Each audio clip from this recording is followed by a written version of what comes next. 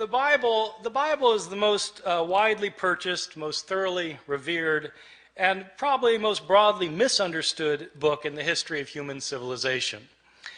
One of the things that's misunderstood, at least by my 19-year-old students at Chapel Hill, is that when we're reading the Bible, we're not actually reading the words of Matthew, Mark, Luke, or John. We're reading translations from the Greek language in which these books were written.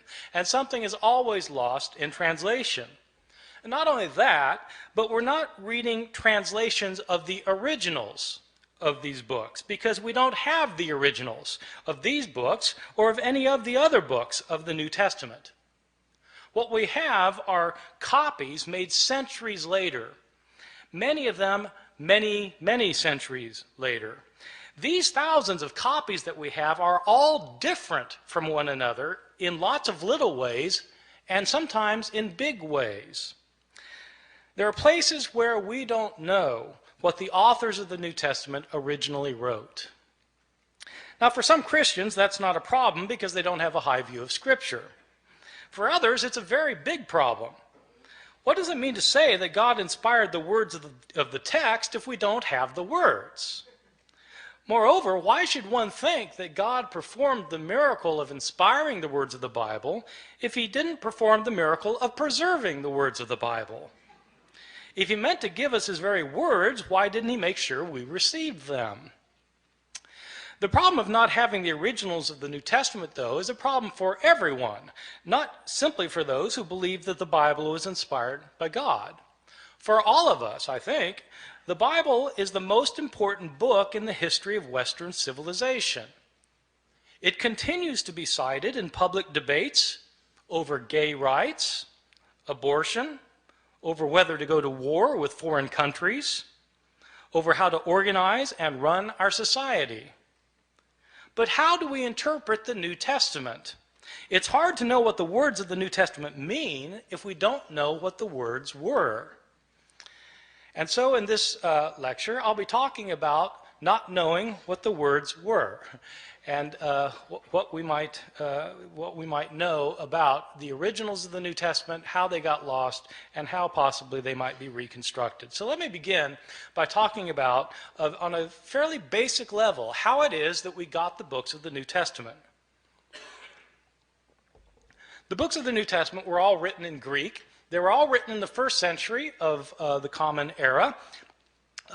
They were written by Greek-speaking Christians who wanted to share with their community their views of Jesus, of the faith, of what to believe and how to behave.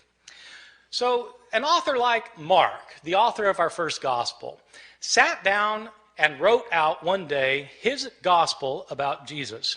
Now, we don't know where Mark actually lived. Some scholars have thought that Mark maybe lived in Rome. So let's say he lived in Rome. Mark writes his book.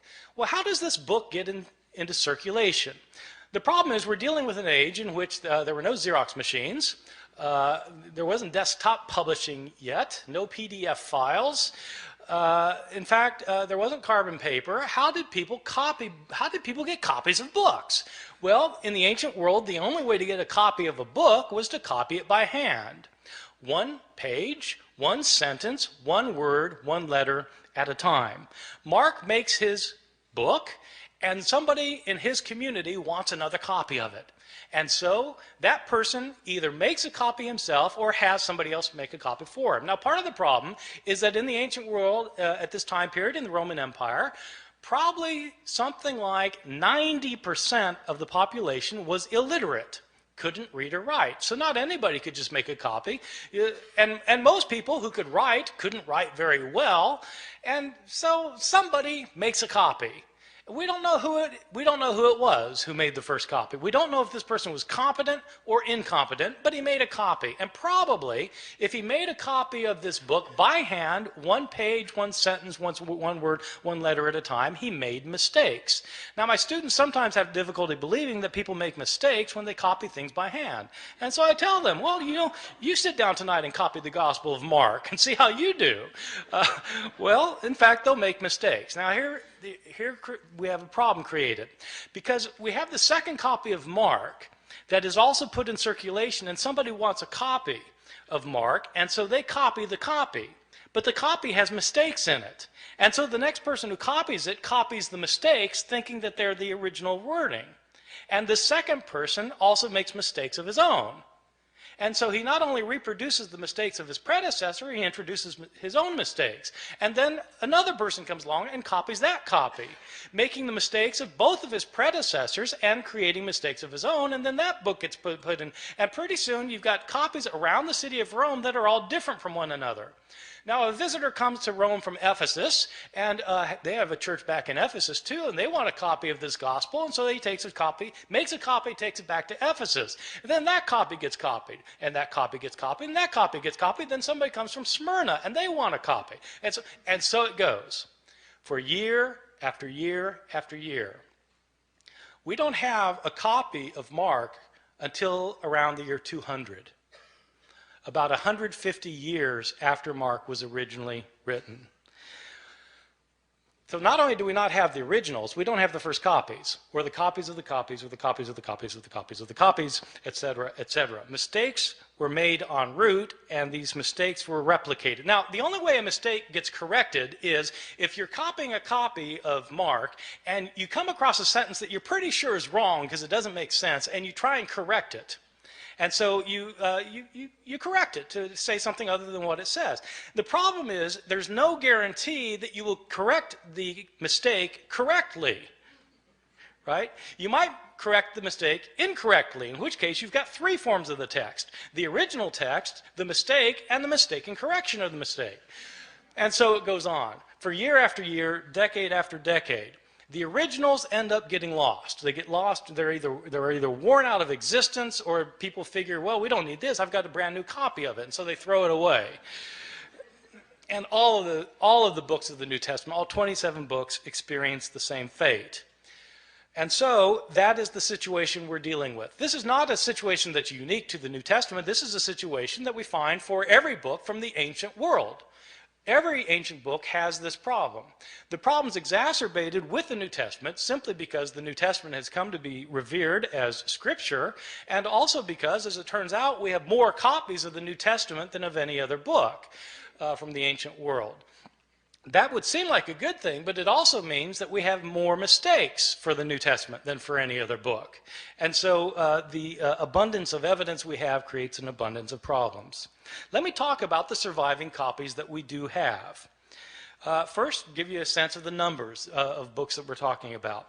New Testament was originally written in Greek, and at last count we had over 5,700 copies of the New Testament in the Greek language in which it was originally written. Now, when I say we have 5,700 copies, I don't mean that we have complete copies of all the books from beginning to end. What I mean is we have either complete copies or fragmentary copies. Some of these fragmentary copies are very small little fragments found in trash heaps in Egypt where the rest of the book was destroyed, and we just have a little scrap. So we have from little scraps to enormous tomes that are in medieval libraries. We have 5,700 copies in Greek, and we have copies in other languages, because as Christianity spread throughout the Roman Empire, people translated the New Testament into other languages, such as Latin. We have something like 10,000 copies of the Bible in the New Testament in Latin, in Coptic, the ancient Egyptian language, in Syriac, in Georgian, in Armenian, in Old Church Slavonic, etc., etc. We have all sorts of copies in all sorts of languages. These copies can be compared with one another, and when you compare these copies with one another, there are lots of mistakes in them, because no two of these copies are exactly alike in their wording. How old are these copies that we have? Well, the oldest copy that we have of any book of the New Testament is actually a little fragment that was discovered in Egypt. This fragment is about the size of a credit card, and it's written on both front and back. That's significant, by the way, that it's written on both front and back, because it tells you that this copy actually came from a book. Like we have books today where you've got pages written on front and back, as opposed to a scroll. Christians early on preferred writing their scriptures in books rather than in scrolls. That made these books different from other books throughout the Roman world. This little credit card sized scrap that we have is called P52. It's called P52 because it's written on papyrus, So P, papyrus is an ancient writing material, and it's called P52 because it was the 52nd papyrus that was discovered and categorized, classified, cataloged. So this little scrap has a few lines on it from John chapter 18. It's the passage where Jesus is talking to Pontius Pilate in his trial before Pilate, where Pilate says, "What is truth? What is truth?" That line.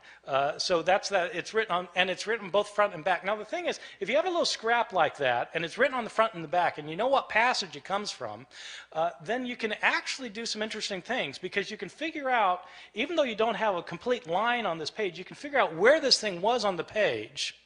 And if you've got, if you do it right, if you've got one margin, you can figure out how many letters were in each line, and you can figure out how many lines must have been on the page in order to get from this part to that part.